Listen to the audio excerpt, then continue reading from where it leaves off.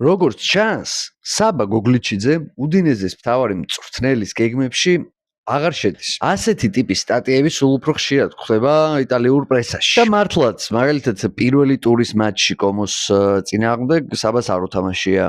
არც წინა სასეზონო ამხანაგურ შეხვედრებში ენდობოდა მას უდინელთა მთავარი მწვრთნელი და შარშანაც, როგორც გახსოვთ, ოტფორდში იყო განათხოვრებული. არადა სულ უფრო ახლოვდება შემოდგომა, როდესაც საქართველოს ნაკრებს უნიშნელოვანესი და ურთულესი მატჩების გამართვა მოუწევს. 25 სექტემბრიდან მოყოლებული 5 ოქტომბრის ჩათვლით, ანუ 10 დღიან მონაკვეთში 4 ძალიან მნიშვნელოვან თამაშს ითამაშებს. და ასეთ დატვირთულ გრაფიკში როგორი მნიშვნელოვანია ყოველი მოთამაშე და მით უმეტეს ისეთი მოთამაშე, როგორიც საბა გოგლიჩიძე, ალბათ დამატებით ახსნას ეს ფაქტი არ საჭიროებს.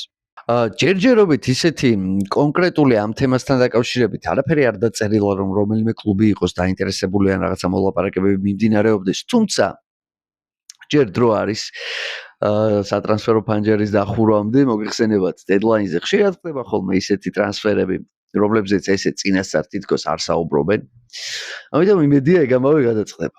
თუნდაც იგივე ოტფორდში რომ დაბრუნდეს, რომელიც უდინეზესთან ერთად ერთი ოჯახის ფარველობის ქვეშაა და ხშირად ხდება ხოლმე მატჩი ფეხბურთელების გაცვლა-გამოცვლა, ან რომელიმე სხვა იტალიურ კლუბს მიეშუროს არენდით, თავარია კონდეს მუდმივი სათამაშო პრაქტიკა.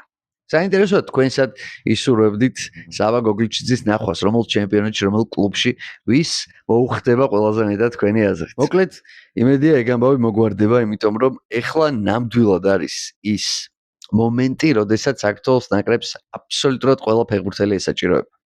მოდის ერთა ლიგა, ჩვენი შანსი ევროპის ჩემპიონატზე კიდევ ერთხელ მოხვედრის, ხო და ამიტომ წარმატებები უსურვოთ ჩვენს ბიჭებს და რა თქმა უნდა, უგულშემატკივროთ.